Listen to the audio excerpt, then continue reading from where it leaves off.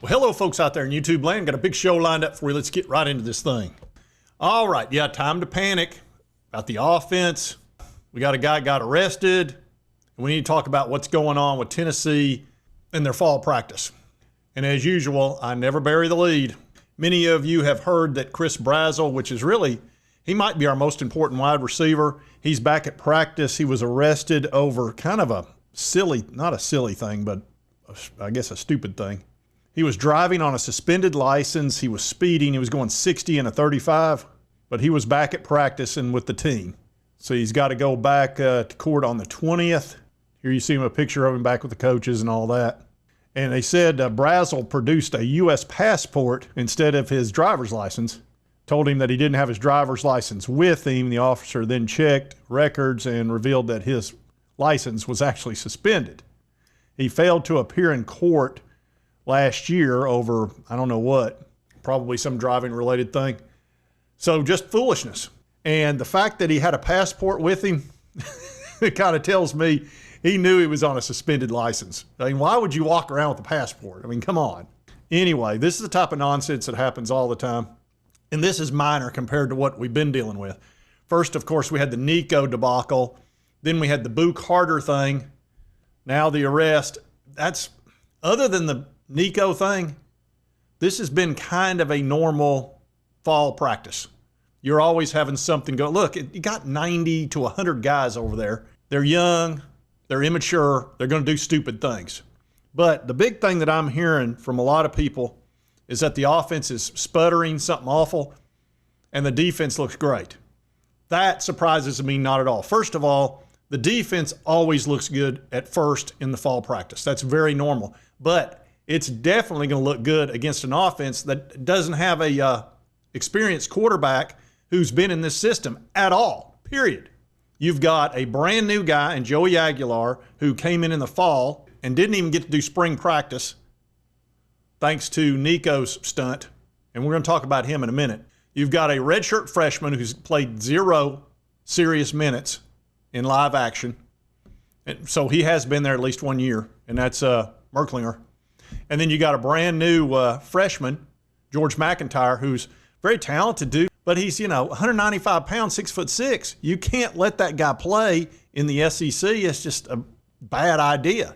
So you've got two options, and your number one option, in my opinion, is Joey, because he's on his 5th year. The guy's been playing football forever, and he's played a ton of somewhat big-time games. Now, granted, he was at Appalachian State. He didn't play Power 4, but we had to take what we could get. Had Nico done the proper thing and left in the wintertime and said, hey, give me the $4 million or I'm out of here, and handled it in a reasonable manner, we would have had our choice of 30 quarterbacks. But instead, because he did the dumbest thing you can do, which cost him $1.5 million, in my opinion, I think that's what he's making, about half of what he was making at Tennessee. And when you take the taxes into consideration in California, a 50% pay cut. And he's surrounded by 3-stars. But here's the thing. When somebody pops you in the mouth, breaks your jaw, no matter what situation they're in, your jaw's still broken. Okay. It doesn't change. It doesn't all of a sudden heal because he's dealing with the ramifications of what he did. That's not how this works. You still have a broken jaw. So Tennessee is basically dealing with that. And Joey was what was available. We tried to go in and take quarterbacks out of the Big 12.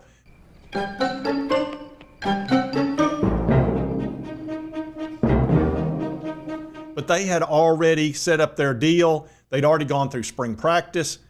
They didn't want to turn their back on their team. I mean, that was not the time. Spring is not the time to look for a quarterback. And Nico found out the same thing, that the spring is not the time to be shopping yourself as a quarterback. Whoever gave him the advice to sit out killed that kid. Regardless of how you bounce back from this, You will be the example. He will have this as a stain on his career, and it's sad. Because the Oregons, the Ohio States, the Miami, whatever, they'd already made their decisions and they'd already put their money into a quarterback or two. So that's why everybody's panicking. Now look, people panic at fall practice every year. Last year it was Cooper Mays. Will Cooper be able to play? He's the most important player on the offensive line, all of that. This year, it's wide receiver and, of course, quarterback.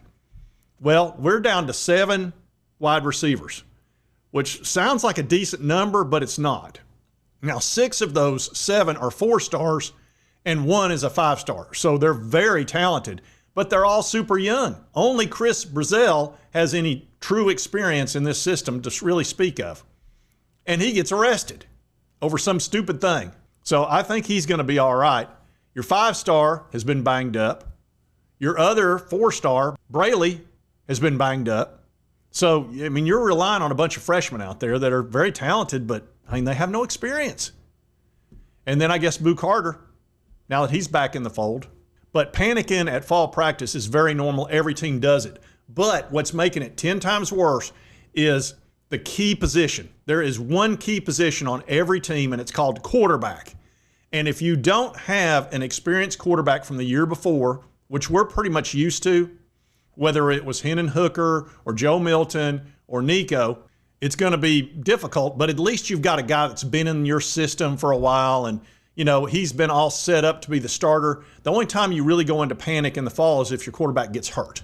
Now that will, like DJ Lagway has been dealing with injuries, and I think he's okay now, but people will panic over that. But nobody panics because your quarterback leaves in the spring portal, because it just doesn't happen. Well, it happened for us. And yes, Nico, this is kind of on you. Did I do that? Yeah, you did that. You did it.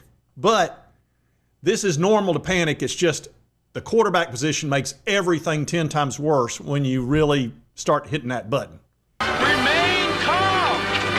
All is well. All is well. And that's what's happening. The fan base is all like, well, crap, we're already worried about the offense anyway. Then your quarterback, you don't know what you got there. Now you got wide receiver issues. It drives it up into panic mode. And I was listening to Tony Basilio. He's worried about the offense, very concerned. And plenty of others out there in the media world are feeling the same way. I'm not terribly concerned yet. I won't be concerned until I see it live.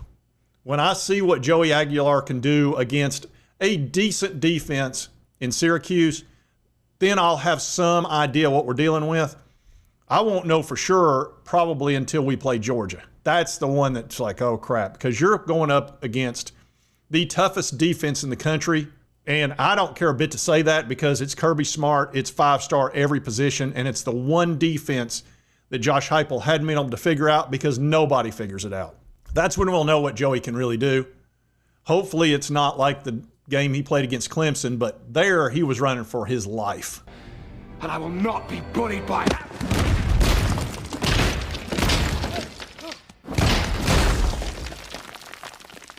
I watched those highlights. I was like, my God, he got 1 second. It's like, what is that offensive line? Like, can they not trip somebody? We'll know for sure after that game what we're dealing with, one way or the other. They're going to be favored by probably 10 points, maybe more. And then the rest of the season will play out. Now, our defense should keep us in most games. It's just whether or not we can score points. Every Josh Heupel offense always scores points. That's just the way it is. And he's actually had more success with the 3- and 4-star quarterbacks than he has the 5-star. So we may be concerned for no reason, but that's not going to make anybody feel better. So there is panicking going on. There's no doubt. Part of it is it's the fall practice, and that always happens. But because you have a quarterback issue, that makes it on steroids. So anyway, I did want to cover this. I don't think there's much to panic about until we actually see some live game reps.